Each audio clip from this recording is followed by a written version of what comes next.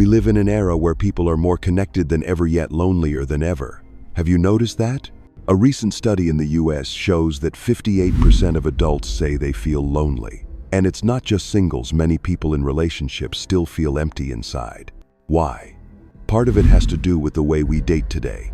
Dating apps and social media have made it easier to meet people, but they've also created a new culture: ghosting, breadcrumbing, and half-hearted love. These days, people aren't just afraid of being alone, they're afraid of commitment. As a result, many of us are stuck in situationships that feel unreal. One random text after weeks of silence, a like on Instagram, a casual hey that reignites your hope only for it to fade again. Sound familiar?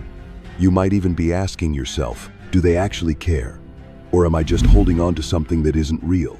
This is breadcrumbing, and when it comes from someone with a dismissive avoidant attachment style, it's even more damaging than you think. In this video, we're going to uncover why dismissive avoidants do this, how it's slowly hurting you, and most importantly, how you can break free from this cycle without losing your sense of worth. Stay with me until the end, because what you're about to hear might change the way you see love and yourself forever. Have you heard the term breadcrumbing? In today's modern dating world, it's everywhere, but few people truly understand what it means. Breadcrumbing is simple. Imagine you're starving, and someone gives you a few crumbs of bread instead of a full meal. You hold on because you believe the big meal is coming, but it never does. In relationships, breadcrumbing looks the same. Someone gives you tiny doses of attention, a "how have you been?" text after days of silence, a heart reaction on your Instagram story, a vague "we should hang out sometime," but never enough to build real closeness. That's not love. That's hope in disguise. And here's why you feel addicted to it. Every time they reach out, your brain gets a dopamine hit. It's like gambling. 100 losses followed by a small win keeps you hooked, waiting for the jackpot that never comes. Now, here's the big question. Why do dismissive avoidants do this? The answer lies in their core belief. Safety equals distance.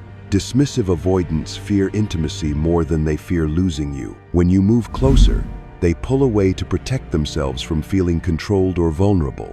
But when you start pulling back, they drop a few crumbs text, a like to make sure you're still there. This isn't love, this is a power dynamic. They want the security of knowing you're emotionally tied to them, even when they're unwilling to give you what you need.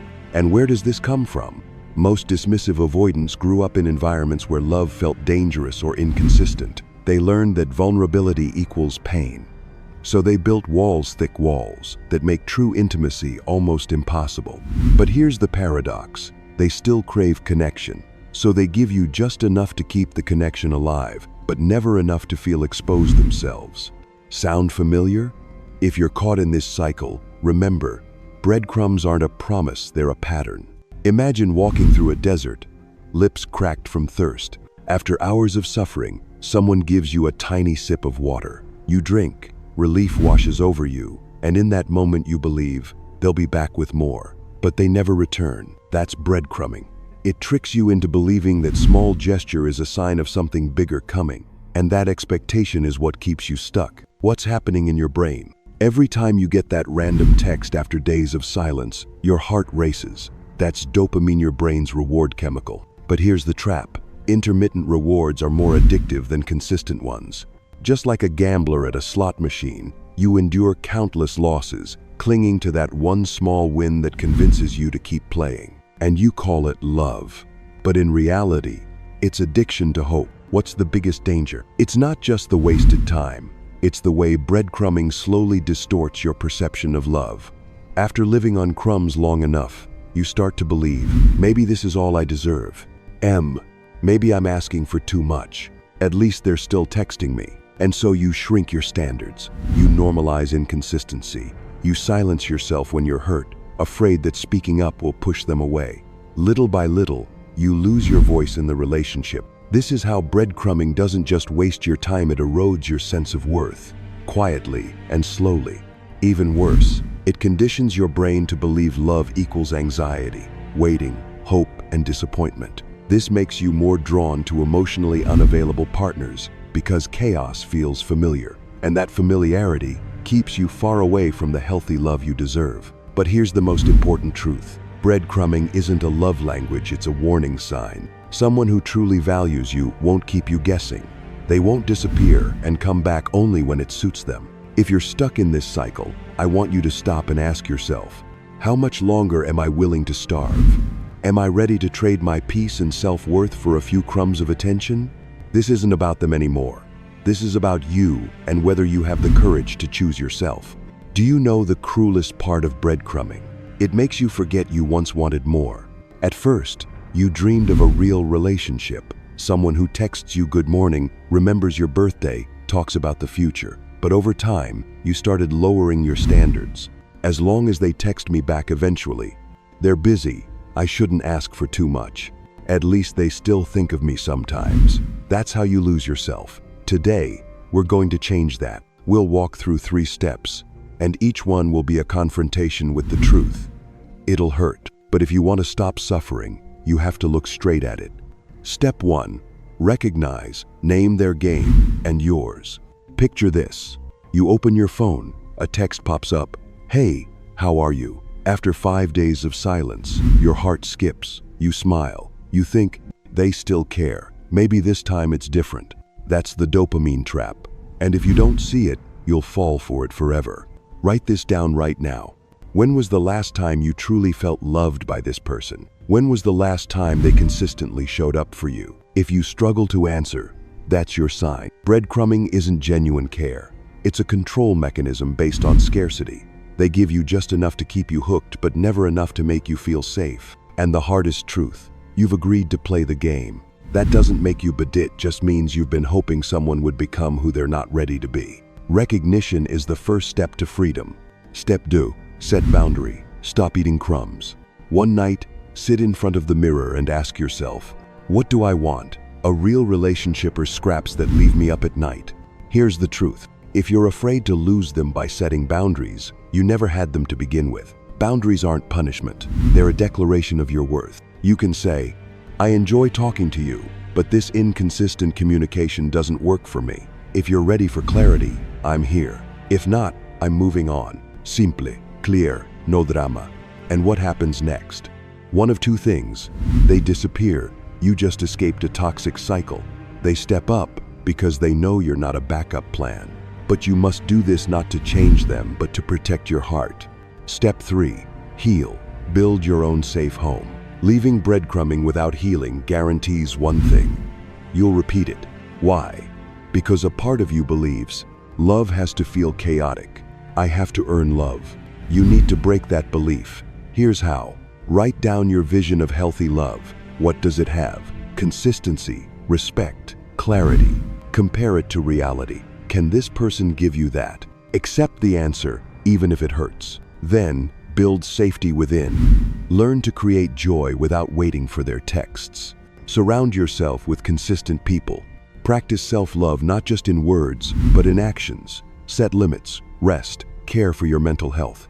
This isn't just about forgetting someone. It's about becoming someone who never accepts crumbs again. Why are we here? Why, in a world with millions of singles, do we let our hearts cling to someone who only gives us crumbs? This isn't just a personal love story. This is a mirror of modern society, a society where everything is easy to access but hard to keep. We live in an era of emotional consumerism where dating apps turn human beings into swipeable options. When everything feels replaceable, we start accepting being treated as disposable because at least it makes us feel like someone still thinks about us.